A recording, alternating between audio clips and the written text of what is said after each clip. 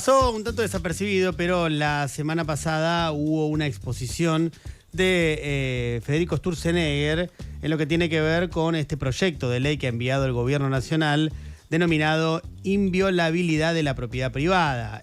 Con este título pomposo ustedes dirán, bueno, ¿y de qué habla esto? Bueno, modifica la Ley de Integración Sociourbana y las consecuencias de esta modificación pueden llegar a ser bastante graves para un montón de gente que justamente está en situaciones de cierta vulnerabilidad, porque pensemos que puede llegar a afectar a al menos 1.200.000 familias que han sido relevadas en aquel censo que se hizo en algún momento, con la determinación de que también había 6.467 barrios populares. En total, cantidad de personas, son 5 millones de personas viviendo en barrios populares. Bueno, esta ley que el gobierno impulsa las puede afectar severamente y es importante detenernos acá para entender qué es lo que está pasando y de qué se trata bien este proyecto de ley, muy poco comentado hasta el momento, pero que puede tener consecuencias muy graves para un montón de gente. Estamos en comunicación con el director ejecutivo de Techo Argentina, con Juan Maquieira. Juan, ¿qué haces? ¿Cómo andás?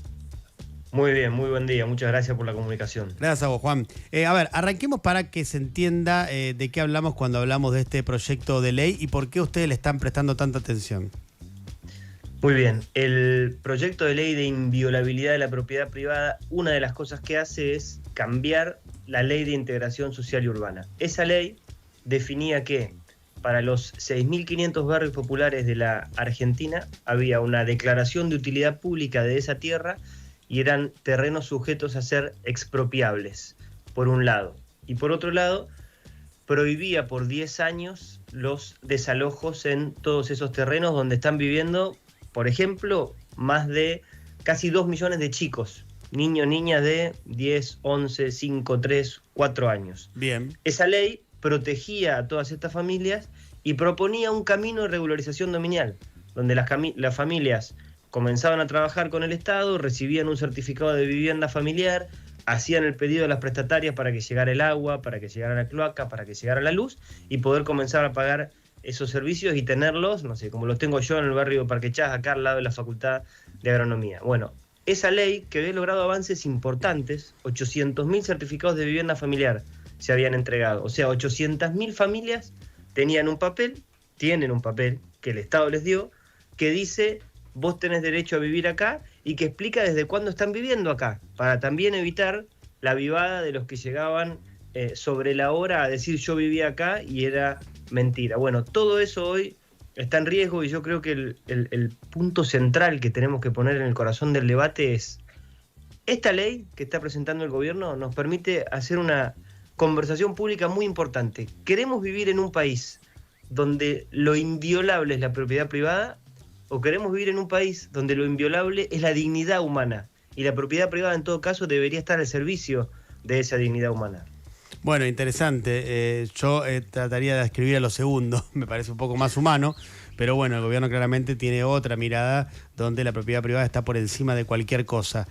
Ahora, lo que entiendo es que el proyecto, vos algo adelantabas de esto, elimina algunos pilares fundamentales que justamente colaboran con la posibilidad, si están vigentes, no si se eliminan, de que personas que no tienen su propiedad o que no tienen un techo puedan llegar a tenerlo. Efectivamente, y la ley lo hace justificando que solamente se escrituraron el 1% de las viviendas en barrios populares. Pero ahí hay una suposición que es falsa. La regularización dominial, o sea, el hecho de que vos tengas instrumentos jurídicos para decir, che, esta es mi casa, no pueden entrar, no me pueden sacar, si alguien me roba tengo un papel para decir, o si la quiero subalquilar la puedo alquilar, no es solamente con escritura. O sea, hay pasos en el medio que se pueden dar. El certificado de vivienda familiar es uno, para que las familias puedan decir, che, yo vivo acá, no podés pasar por arriba mío. Y en ese sentido me parece importante también, Diego, remarcar que la propiedad privada es efectivamente para familias de bajos ingresos un mecanismo de progreso extraordinario. O sea, nosotros estamos a favor de la propiedad privada, pero de la propiedad privada de los que menos tienen.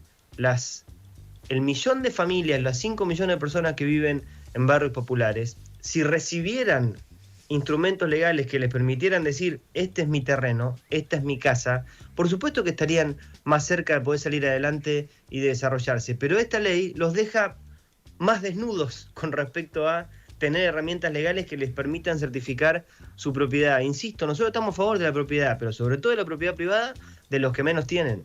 Está claro la diferencia entre una cosa y otra. Ahora, por un lado, vos ya explicaste muy bien este proyecto de ley de gobierno de inviolabilidad de la propiedad privada, que está avanzando en el Congreso, que todavía no ha sido tratado, pero ya ha avanzado en comisión. ¿Cómo afectaría a millones de personas que están en situaciones de vulnerabilidad en cuanto a lo que tiene que ver con su vivienda?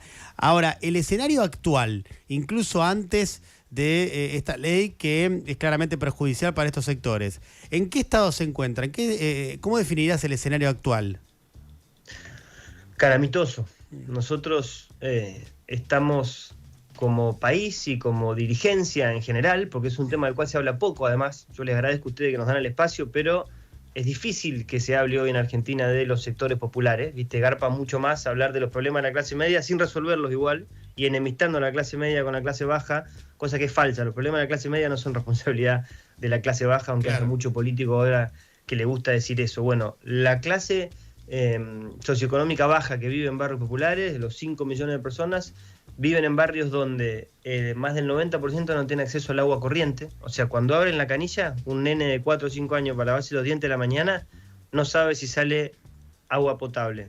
Cuando quieren ir al baño, la mitad en general usa de baño el patio de su casa. No tienen acceso, por supuesto, al gas, no tienen acceso a la cloaca en más del 90% de los casos. El 60% no tiene acceso a una conexión eléctrica segura. O sea, implica que tu hijo o tu hija mete los dedos en el enchufe, tiene altísima chance de quedarse pegado con su vida en juego, porque en estos barrios, hoy por hoy, no hay obras a escala. Hoy el Estado este año invirtió, creo, 4 millones de dólares en obras en barrios populares. La cantidad que hay que invertir para poder integrar todos los barrios populares, según un estudio que hicimos con Techo y con Fundar, es de 27.000 millones de dólares. Nadie espera que lo hagan en un solo año. Lo que seguro no va a pasar es, si vamos gastando de a 4 millones de dólares por año, tardamos más de 100 años en que 5 millones de personas y 1 millón de chicos puedan tener el acceso a lo básico. Cuando hablamos de inviolabilidad, hablemos de la inviolabilidad de la dignidad humana. Se están por cumplir un año de la muerte del Papa Francisco, que todo el tiempo ponía arriba de la conversación, está bien la propiedad privada si tiene una función social, si está al servicio de los hombres y mujeres que habitan un territorio, en este caso además de los más pobres. Y como decíamos, hoy la situación, respondiendo a tu pregunta, es realmente calamitosa. No hay obras y hay 5 millones de personas que están en el desamparo, y son 5 millones de personas que en promedio viven 11 años menos que aquellos que nacimos, no sé, como yo, en el barrio Talleres de General Pico, La Pampa. 11 años menos. Si el Estado no invierte en los sectores populares que viven en barrios populares, condena a 5 millones de personas, a 2 millones de chicos, a vivir una década menos.